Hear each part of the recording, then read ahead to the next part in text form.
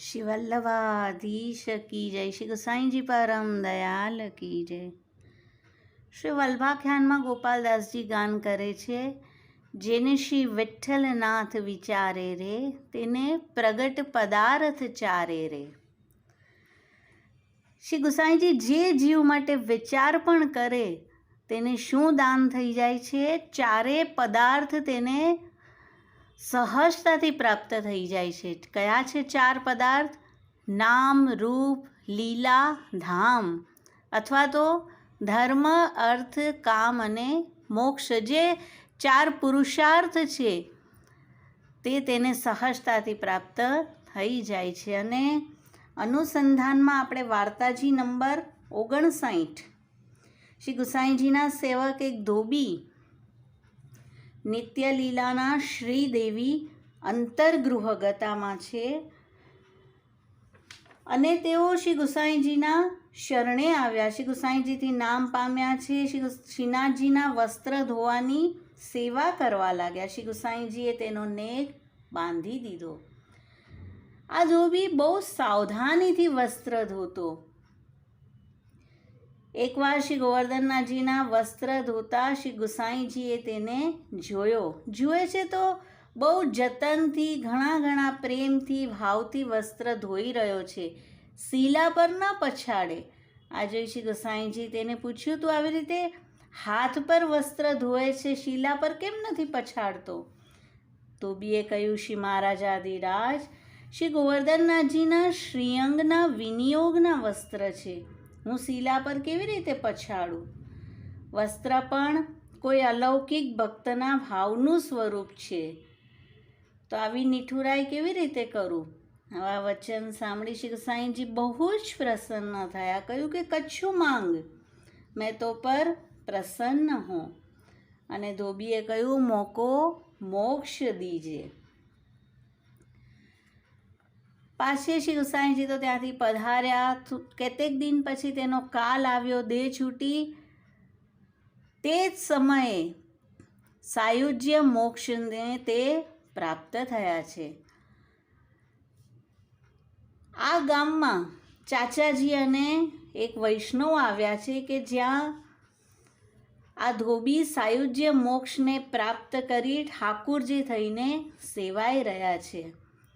શ્રી ઠાકોરજીને ભોગ ધરી મહાપ્રસાદ લઈ બંને બનિયાની હાટ પર બેઠા હતા. ત્યાં જ આખા ગામના લોકો એક મંદિર તરફ જઈ રહ્યા છે અને બનિયાએ કહ્યું કે આ રાજાના શ્રી ઠાકુરજી છે, ઘણો વૈભવ છે, સુંદર મંદિર, મણિજટિત. શ્રી ઠાકોરજીના આભરણ પણ ઘણા છે, ઊંચા મોલ છે, ચોકી, સિંહાસન, કનક મણિજટિત છે, વસ્ત્ર ચંદરવા પીછવાઈ ઊંચા જરી મખમલના છે, ગજ મોતીની ઝાલરી અને તોરણમાલા છે, બધું સુવર્ણનું છે, અનેક વૈભવ સહિત છે. તમે જઈને જુઓ તો ખરી. સાથના વૈષ્ણવે હરિવંશજીને કહ્યું કે આપણે જઈને જોઈએ, જોવામાં શું વાંધો છે? ઘણો આગ્રહ કર્યો. હરિવંશજીએ ના પાડી.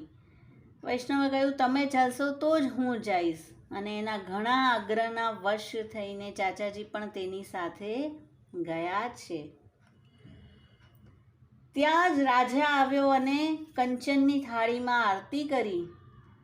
શ્રી ઠાકોરજીને જોઈને હરિવંશજીએ માથું ધુણાવ્યું અને કહ્યું કે ભલો ધોબી કો બનાવ હૈ. આ રીતે ચાચાજીને માથું હલાવતા જોઈને રાજાએ કહ્યું કે આ બંનેને કોટડીમાં પૂરી દો.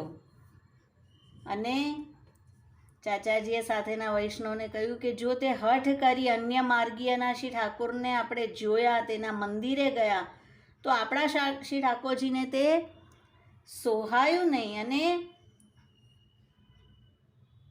અનુચિત તો કશું નહીં થાય, પણ હમણાં તો તુરતનું આ ફલ થયું. રાજા ઘરે આવ્યો. ખવાસને કહ્યું કે બંને જણને રોક્યા છે તેને અહીંયા લઈ આવો. અને પૂછ્યું કે મારા શ્રી ઠાકોરજીને જોઈને તે કેમ મૂળ હિલાવ્યું? કેમ માથું ધૂણાવ્યું? ચાચાજીએ કહ્યું, અમે તો સહજતાથી કહ્યું. રાજાએ કહ્યું કે જો તમે નહીં કહો તો હું છોડીશ નહીં. અને ચાચાજીએ કહ્યું કે તારા શ્રી ઠાકોરજી તો અમારા શ્રી ઠાકોરજીના ધોબી છે, તેથી અમે માથું ધૂણાવ્યું હતું. રાજાએ કહ્યું, હું કેવી રીતે માનું? ચાચાજીએ કહ્યું કે અમારા પાસે અમારા શ્રી ઠાકોરજીના વસંતના વસ્ત્ર છે, તે આપણે જઈને તારા શ્રી ઠાકોરજીના મંદિરમાં ધરી આવીએ. અને વસંતના વસ્ત્રો ત્યાં એક ચોકી પર બિછાવ્યા અને કહ્યું કે શ્રી ગોવર્ધનનાથજી આપના આ વસ્ત્ર છે, તો તું પહેલાં જેવી રીતે ધોતો હતો તેવી રીતે ધોઈ અને ઘડી કરીને આપજે. દ્વાર પર તાળો મારી સૌ બહાર આવ્યા. પાછી હરિવંશજી દ્વારમાં સૂઈ રહ્યા. સવારે મંદિરના કિવાડ ખોલ્યા તો વસ્ત્રમાંથી ચોવાના દાગ સગરા કાઢીને સુંદર ઘડી કરીને વસ્ત્ર ધરેલા છે. અને ચાચાજીએ રાજાને કહ્યું કે અબ તો ધોબી બન્યો, તેરે પ્રતીતિ આવી. રાજા કહે છે, પણ આ કઈ રીતે થયું?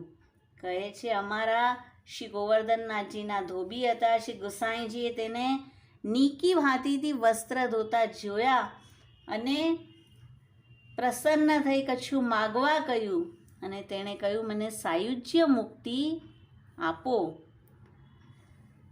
અને જે સમયે તેનો દેહ છૂટ્યો ત્યારે તારા શ્રી ઠાકોરજીની પ્રાણ પ્રતિષ્ઠા થઈ રહી હતી. અમારા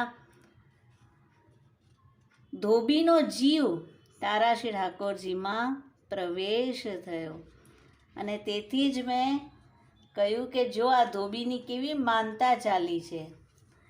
તો આ રીતે સહજતામાં જે પણ કોઈ ચાહે તે શ્રી ગુસાઈજી તેને પ્રાપ્ત કરાવી દે છે. સાયુજ્ય મોક્ષ સુધીનું તેને દાન થયું અને ઠાકુર થઈને તે ધોબી પૂજાયા છે. શ્રી વલ્લભાધીશ કી જય. શ્રી ગુસાઈજી પરમ દયાલ કી જય.